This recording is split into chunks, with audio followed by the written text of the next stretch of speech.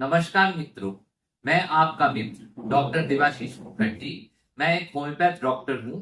आज मैं आपके समक्ष डिमेंशिया के बारे में डिस्कस करने जा रहा हूं और इसका होम्योपैथिक ट्रीटमेंट के बारे में डिस्कस करने जा रहा हूं। डिमेंशिया में जनरली क्या होता है, मानसिक क्षमताओं की कमी हो जाती है।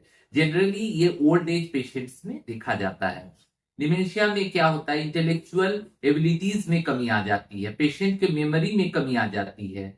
There is lack of personal care जो है उसमें कमी आती है पेशेंट में। जनरली ये देखा जाता है, जो कोई ओल्ड एज पेशेंट है वो खाना खा के भूल जाता है, चाबी कहीं रख दिया है उसके बारे में भूल जाता है, गैस का नॉब खोले ही रख देता है, उसको ऑफ करने भूल जाता है, किसी का नाम भूल जाता है।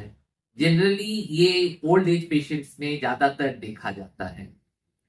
डिमेंशिया का बहुत सारे कारण हो सकते हैं, उनमें प्रमुख है एल्जाइमर्स डिजीज। एल्जाइमर्स डिजीज में जनरली क्या होता है, एसिटाइल कोलिन बोल के हमारे ब्रेन में एक न्यूरोट्रांसमीटर होता है, उसका कमी हो जाता है।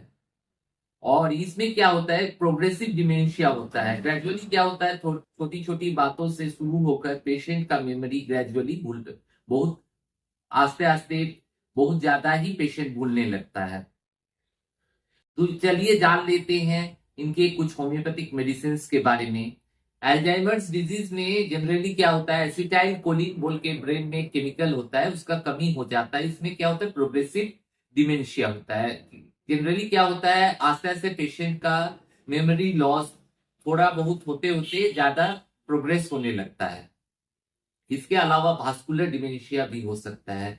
भास्कुलर डिमेंशिया मेनली उन पेशेंट्स में देखा जाता है जिनके ब्रेन की नसें कमजोर हो जाती है, डायबिटीज के पेशेंट्स में या हाइपरटेंशन के पेशेंट्स में, हाई ब्लड प्रेशर जिनको है उनके केसेस में जनरली भास्कुलर डिमेंशिया देखा जाता है। ऐसे बहुत सारे और भी कारण हैं। तो चलिए जान लेते हैं कुछ होम्योपैथिक मेडिसिन जो कि डिमेंशिया में बहुत अच्छा। इनमें से एक पेशेंट मेरे पास आज से 2-3 साल पहले आया। शी वॉज मतलब लेडीज ऑफ अबाउट 60-65 ईयर्स की एज की थी और वो कॉन्टिन्यूअसली अपने हाथ को इस तरह कर रही थी। तो इस सिम्टम्स के बेसिस पे मैंने कैलिब्रोम प्रिस्क्राइब किया और पेशेंट में बहुत ही अच्छा रिजल्ट बहुत कम समय में देखा जा सका। एक और पेशेंट था जिनमें जो कि ओल्ड एज की थी, उनके केस में क्या था, कुछ भी आप बोलते थे तो पेशेंट वही वर्ड रिपीट करती थी। जैसे यदि आप उनको बोलते थे आपका नाम क्या है, तो पेशेंट बोलती थी आपका नाम क्या है। तो इस बेसिस पे मैंने उनको जिंकम मेट दिया और जिंकम मेट देने के बाद उनमें अच्छा रिजल्ट आया।